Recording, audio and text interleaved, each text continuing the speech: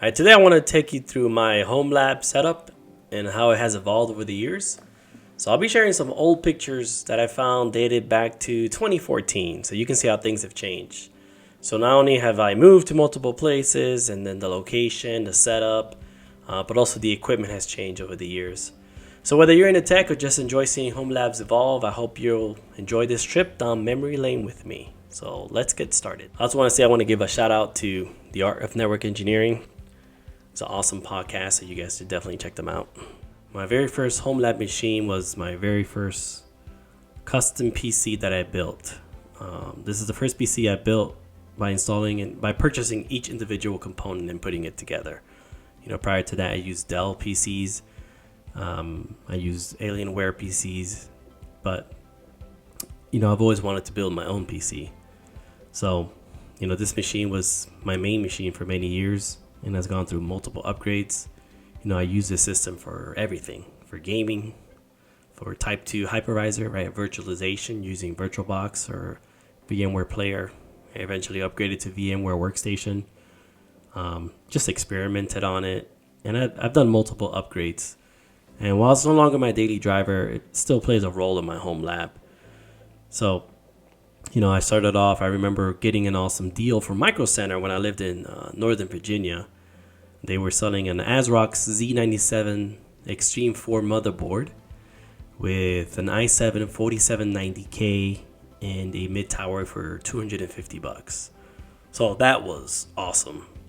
I initially got 16 gigs of RAM, and back then I ordered primarily the computer parts from Newegg or purchased them from Micro Center. Eventually, as time passed, I purchased some of these items that I have today installed from Amazon, like the graphics card that I have installed now. It's a NVIDIA GTX 1660 Super. I also upgraded. I initially started off with a very small, it was 60 gig SSD just to install Windows, and then I had a 1 terabyte hard drive for like everything else.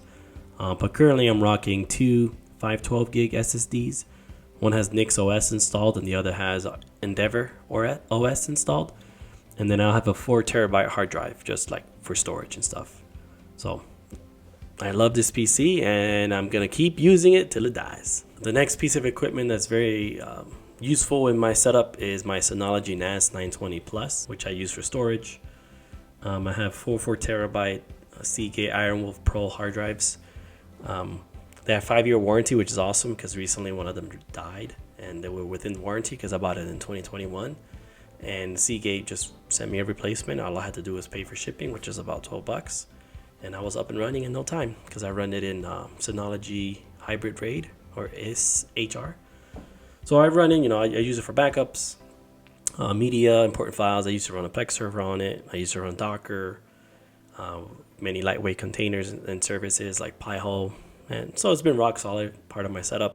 Another one that right now I would say is my primary virtualization machine is my Lenovo Mini M710q. It's a mini PC. I love it because right now it's on. The fan is very silent. It runs at about, right now it's running a couple VMs. It's running Proxmox with about 4 VMs. And it's running about 12 watts. And that's really low.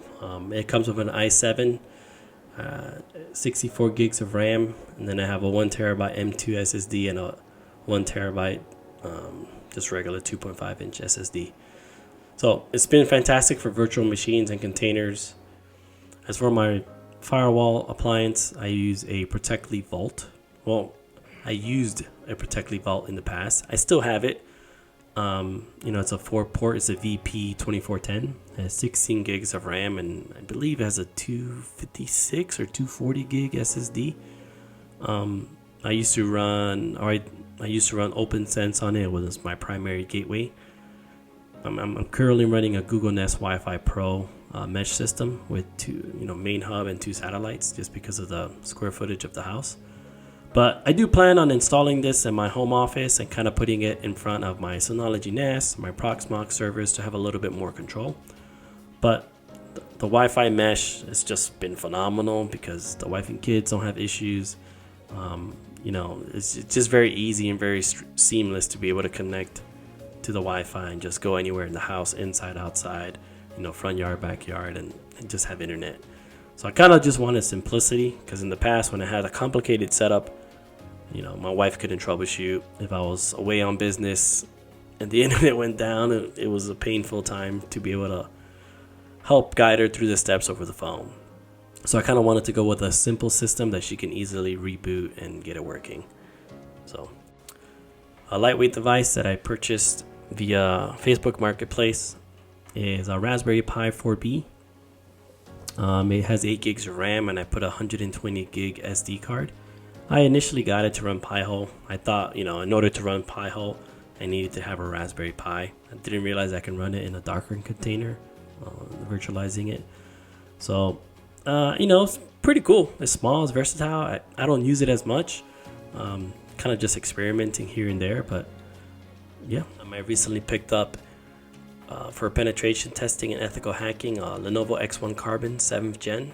So it's rocking an i7 8th gen CPU, 16 gig of RAM, which was the minimum that I was looking for because you cannot upgrade RAM on the X1 Carbons.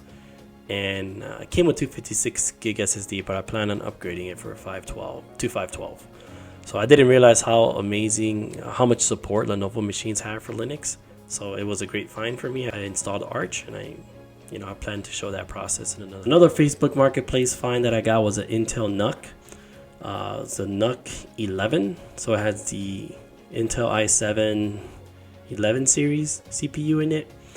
I do plan on upgrading it from 16 gig to 64 gig, and primarily for virtualization. So I will pair this up with my Lenovo mini PC, and I will use these as both Proxmox servers, and I'll put them in a cluster. I already purchased a NVMe drive. It's a 1TB Samsung 990 Evo Plus, so I'm looking forward to that.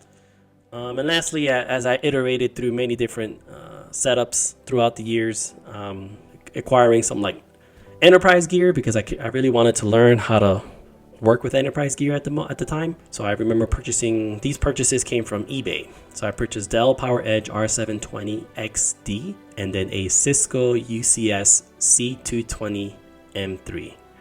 I have a whole bunch of Cisco equipment. I have a Cisco switch, a layer 3 switch, PoE switch, 48 port. That's a Cisco 3850. I got 2 ASA 5525 firewalls. I got a wireless controller, Cisco 5508. And then I got, maybe 10 or 12 switches. I have, I think, 2 or 4 ISR routers, gear that I don't really use anymore just because of how much power they consume and how hot. Now, because I live in Arizona, especially in the summertime, there's no way I can keep these devices running. It gets way too hot, and then since they're running in my office right next to me, it gets kind of loud. So as you can see from the pictures, how my networking has kind of evolved, my home lab has evolved. I do remember picking up this awesome rack from someone in DC. It was initially selling for $50, and the moment he posted it, I saw it, and I was in the area, and I was like, man, I'll be there in 15 minutes. And then he already had sold it to someone else, essentially, but that other person didn't show up. So when I came, he was just kind of frustrated that the other person didn't show up, even though they promised to come. So he just gave it to me for free, and I was very thankful. I had a pickup truck. It was easy. I just loaded it in, tied it down, brought it back home, and used it as eye candy to hold all my old equipment in my office. So whenever I have video calls, people can see it in the back. But while I was learning to get my CCNA, I just remember having this all together and plugging cables and understanding how to get to ROM mode and how to use confreg 0x2402. I can't remember the exact code, but that was one of my first challenges. I was like, wait, I don't know the password. What do I do? And then some of the senior network engineers are like, oh, you got to use ROM mode. And I'm like, what is ROM mode?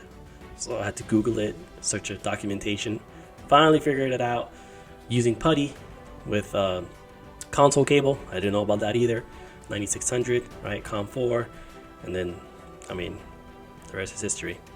So it served me well. So, that's my home lab journey so far. It's crazy to look back and see how much has changed over the years. And if you enjoyed this, just give me a thumbs up and subscribe for more home lab content. So, well, not only home lab, but just tech in general, Linux and stuff like that, cloudy adventures, right? So, I'd love to hear what what about your home lab journey. So drop a comment below and let me know what you're running or what projects you're working on. And thanks for watching, and I'll see you guys in the next one.